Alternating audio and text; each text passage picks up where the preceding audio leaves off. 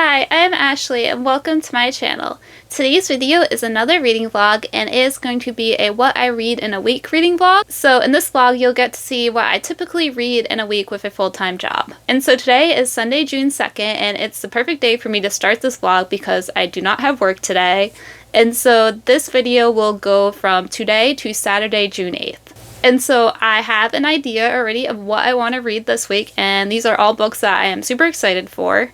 And so the first book that I plan to read in this video and to finish today is my current read, Darker by 4. So I only have a little bit over 100 pages left in this book, and I am just loving this book. And so I should easily be able to finish this today. And then after I finish this, I want to start Nightbirds by Kate J. Armstrong. And this is the one that has been on my physical TBR since the end of last year, so I'm super excited to finally get to this one. And my plans are to start reading it physically, but then I might switch over to the audiobook because there are chores around my apartment that I need to do, like laundry and dishes and some organizational stuff. And so usually I only read about a book a week is my goal, but this week I'm going to be a little more ambitious and I have a third book that I want to try to get to, or to at least start, and that is this one, Spin of Fate by AA Vora, and this is a YA fantasy book that came out last month in May. However, before I start reading, I am going to go have some lunch because it's already almost 12:30 and I'm hungry. So I'm going to go do that, and I think I'm just going to make myself a grilled cheese because it's quick and simple, and grilled cheese is actually one of my favorite things to have for lunch. So I'm going to go do that, and then after eating I will hop into Darker by 4 and finish this, and then hopefully after that I will go start Nightbirds. But first I'm going to go make that grilled cheese sandwich. So I got my lunch. I ended up adding salami to my grilled cheese because I had salami in the fridge. And then I also made myself a chai tea latte as well. So I am going to eat this and then I am going to read.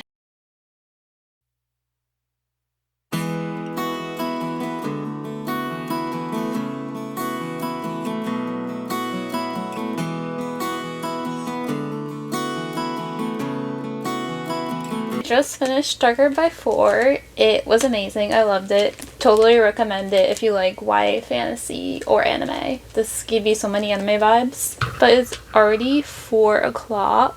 So I wanted to start Nightbirds physically, but I think I'm just going to start with the audiobook because I have laundry that I need to go put in the dryer, and then I want to do the dishes and I need to clean up the living room still.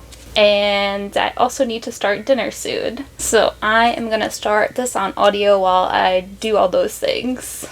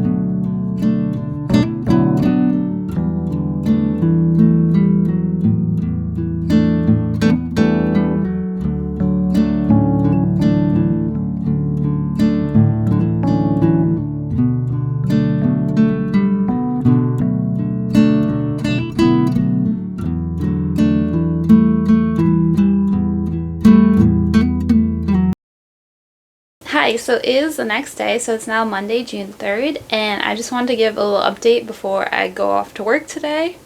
So yesterday I did finish Darker by 4, and then I started Nightbirds on audiobook, and I ended up making it to page 65 in this yesterday, and then I read a little bit more this morning, so I'm now on chapter 5, page 91, and I am enjoying this so far.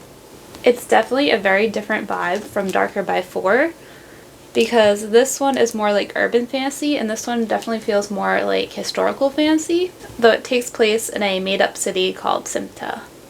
So in the first 90 pages, our three main characters, Mathilde, Saya, and Asa, have been introduced, and they are all girls who are very different from each other. Mathilde comes from a privileged and wealthy background, and she is very outgoing and kind of impulsive. And then Saya has had more of a hard past because her mother used to be a nightbird but kind of fell from grace, and so Saya has had a tougher life so far, and so she is more sharp edges and more closed off. And then our third character, who is my favorite so far, is Asa, and she is more timid and more meek, and she grew up in the country, so she's not used to the city.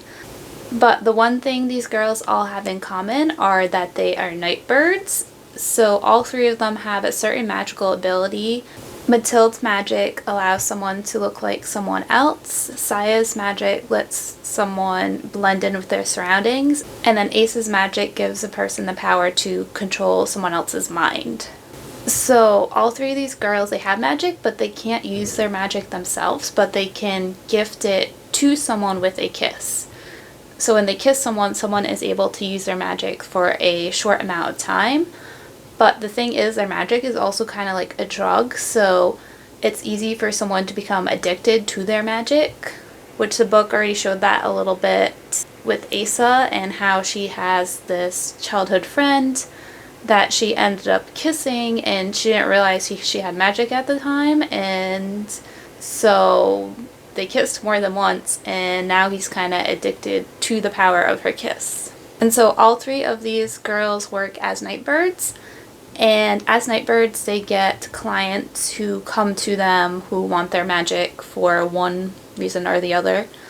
But when they work as nightbirds, they all wear a mask, and all their masks look like different birds. And for example, Mathilde is a goldfinch, and I think that's like a really neat little detail. So in this book, it takes place in a city known as Simta, but right now the city is undergoing a magical prohibition, so it's outlawed for anyone to sell magical goods.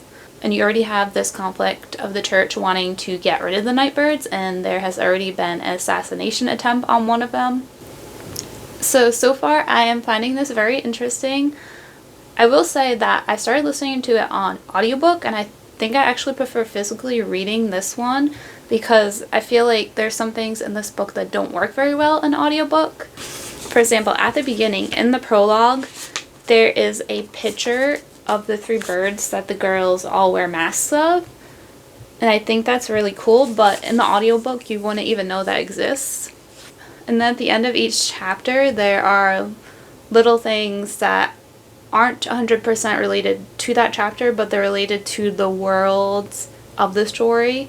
And by that I mean, like, at the end of the prologue there is a note that is in here that is written from Mathilde's grandmother to her, and so when you hear that in the audiobook you think it's like her grand talking to Mathilde, but really it's a letter, and it's kind of hard to tell that in the audiobook, but when you physically read it you can clearly see that. So yeah, those are just my quick thoughts for now. I am now going to get some breakfast and then finish getting ready for work.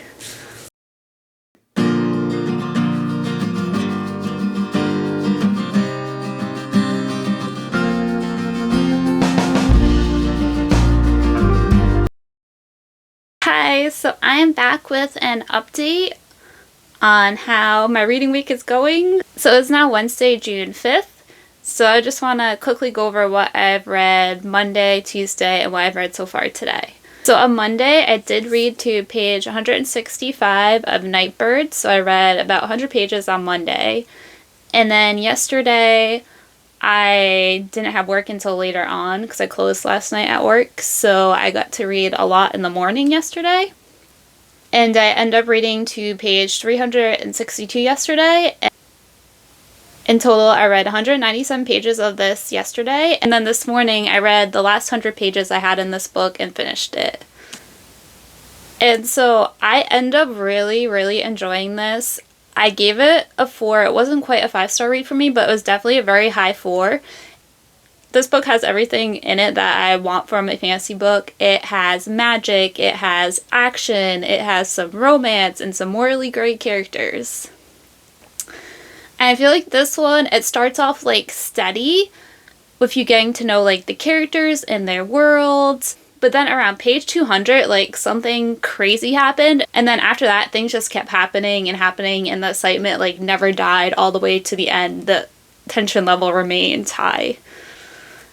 And that was my problem yesterday. I got to like page 200 and I was like, oh my gosh, what's going on? And I had to keep reading, and I did not want to put this down and go to work. I did, but it was a struggle. And then when I got home last night, I read even more of this. And again, I had to make myself put it down and go to bed. Otherwise, I already get home late when I close. Otherwise, I would have been like up all night reading this. And I would say that Nightbirds reminded me a little bit of Caraval, which is one of my favorite YA fantasy series. And I'd say the atmosphere and the magic reminded me a little bit of it. And like the whole like mystery of actually how the magic works. But also, 2 of our main characters in Nightbirds really reminded me of the 2 sisters in here, Donatella and Scarlet. So Mathilde, one of our main characters in this one, reminded me a lot of Donatella, and Asa, another one of our main characters in this one, reminded me a lot of Scarlet.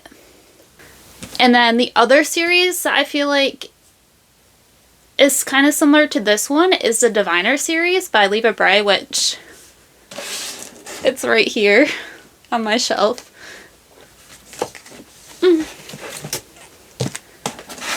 So this one, I'd say if you like the Diviners, you would probably really enjoy Nightbirds, because while this takes place in like a fictional world, the world it takes place in, it reminds me a lot of the setting in the Diviners. So the Diviners takes place in 1920s America, and this one feels like that because you have prohibition going on, but instead of being prohibition of alcohol, it's prohibition of magic. And it just has like those 1920 vibes going on. And so I really love the magic system in here because there's supernatural magic going on, but also elemental magic is also thrown into the mix as well, and I love elemental magic. And a big part of the story is the girls learning about the truth of their magic and kind of figuring out like some of what they've been told their whole lives is kind of a lie. And then, of course, I really liked the characters. All 3 of the girls were really interesting, and there's also some very interesting side characters as well. And the love interests in particular were all very fascinating characters. There's a pirate, a guard, an alchemist, and a gang boss. So very early on, all the girls seem to get potential love interests, and in Mathilde's case, she gets 2, so that was a little worrisome, because I was like, oh no, a love triangle may be on the horizon, and it does kind of happen. And there was a part of that that was a little frustrating. And the thing is, for her 2 love interests, I like both of them, but I kind of feel like I'm leaning towards one. One is like more morally gray than the other, so I'm not quite sure 100% what is up with him right now, whether he can be trusted or not.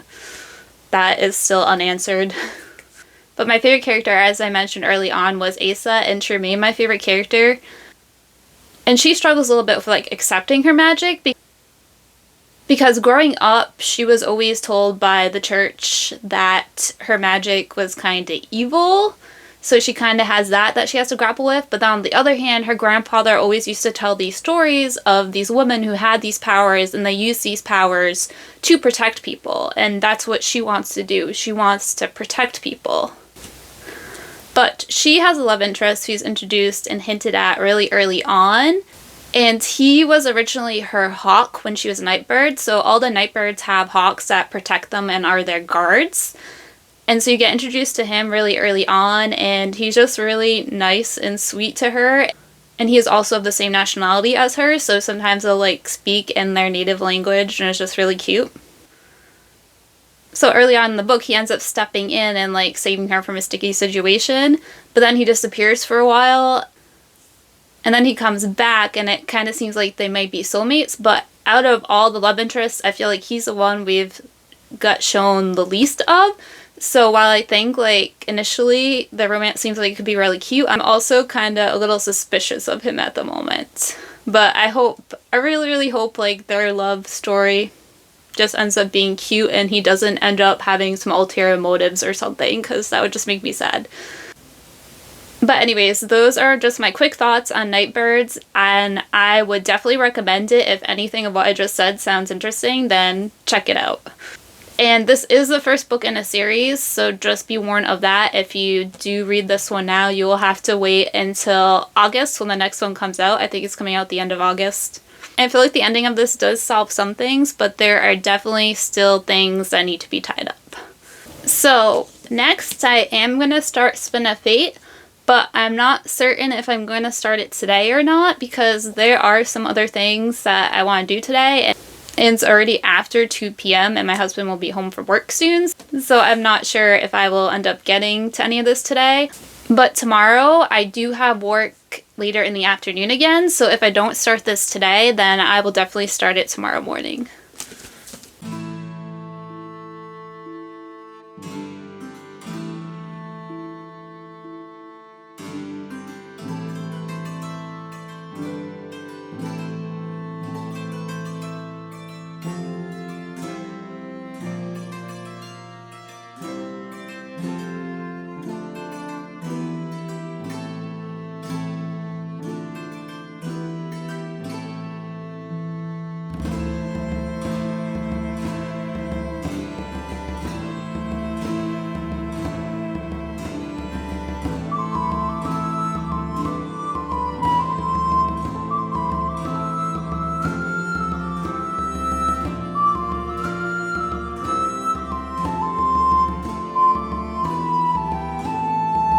Hi, so I am back to update this video, and actually today is Sunday, which means this video actually ended yesterday on Saturday. So let me just go through what I've read since the last time I updated. So the last time I updated was on Wednesday, and I had just finished Nightbirds, and I did not read any more after that day. I ended up spending the afternoon editing a video, and then nighttime I just hung out with my husband and we watched YouTube. And then Thursday, before I went to work, I started Spin of Fate, and I made it to page 82 in this. And I did try to film like a little update that day, but my thoughts were just way too chaotic because I was rushing too much because I had to go to work in the afternoon, so that just didn't work out. But anyways, so I read to page 82, I went to work, I worked late that night, and then I had to be up early the next morning, Friday, to go back to work. And usually I will read every morning before work, but on Friday I didn't do that because I was too tired from working the night before and then having to be back up again in the morning. So the only time I did any reading on Friday was on my lunch break. So I only read 15 pages of this on Friday. And then yesterday on Saturday, I just read nothing at all. I just wasn't in the mood to read and I was still tired, so I didn't read anything, which happens. So in total, I added up all the pages I read from last Sunday to yesterday, and it came to 703 pages. And so I'm pretty happy with that. I'm a little disappointed that I didn't get to read more of this, but it happens. I'll still end up reading more of this anyways. And I feel like this video in general was very realistic because it started off with me reading a bunch in the beginning of the week, and also my days off this week were near the beginning of the week too, so that makes sense that I read a bunch in the beginning of the week. And then near the end of the week, my reading drastically decreased just because of work and life, but it happens. And so before I end this vlog, I do want to talk a little bit about this book and what it's about and my thoughts so far. So I did read a little bit more of this morning. So I made it to part 2, and I am on page 119. So our story in this book takes place in a world that's divided into 4 realms. 2 of those realms are good and 2 of those realms are bad. And the world is ruled by Tyrannic law, which means the idea is that bad souls, evil people live in the lower realms, and that is their punishment. And if they can repent, then they can lighten their souls and make it to the upper realms. And so our first character we are introduced to is Ina, and at the beginning of the story, she lives in the second to lowest realm with her mother. And then something happens near the beginning of the story that she ends up lightening her soul, and she is granted access to one of the upper realms. However, instead of being happy that she gets to go to an upper realm, she is actually sad because she has to leave her mother behind because her mother's soul is still too heavy to enter that upper realm. And so that happens in the prologue of the book, and Ina is 14 years old at the time. But then for chapter 1, we fast forward a year, and Ina is now 15 years old, and she has been spending all her time in that upper realm trying to get back to the lower realm to reunite with her mother. So in the past year, she has just been performing petty crimes in the hopes of making her soul heavy again, so she will be kicked out of that upper realm and sent back to the lower realm.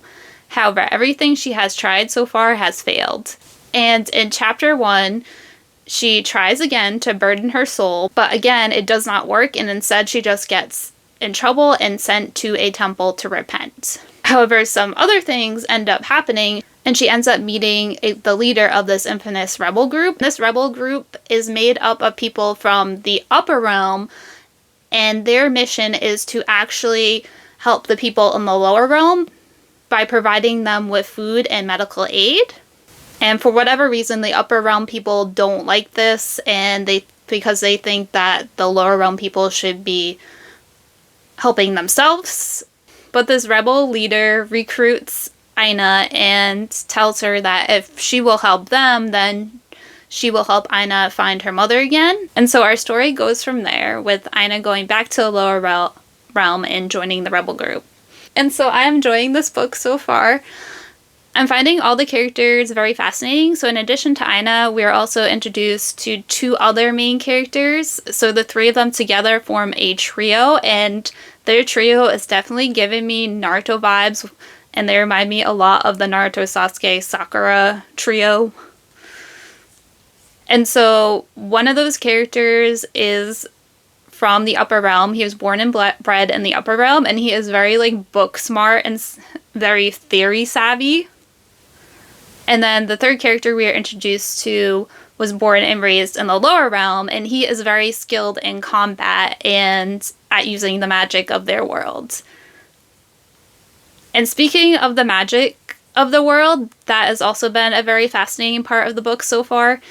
And the magic in this book does also remind me a lot of Naruto too, and it reminds me a lot of the whole chakra system, because in this book the magic revolves around channeling energy from the body in order to perform certain tasks, like running on water and running up walls, or even forming protective barriers. Another interesting part about the magic system is all the characters have these swirl patterns on their forehead, and they have to touch those in order to activate their magic and their energies. And another thing about the magic system that is interesting, so the characters usually use the energy that is in their bodies that is called chitrons. Also, the environment has energy that they can use as well. But depending on what realm you're in, the energy differs. So if you try to use the energy in one of the lower realms, it's very hard to use and has an evil aura to it. And when you use it, you're more likely to lose yourself, and it's more likely for violence to happen. Whereas the energy in the upper realms is more serene and calm. And so those are all my thoughts for now on this book, and we are now at the end of the video. If you made it to this far in the video, thank you so much for watching, and until next time, bye!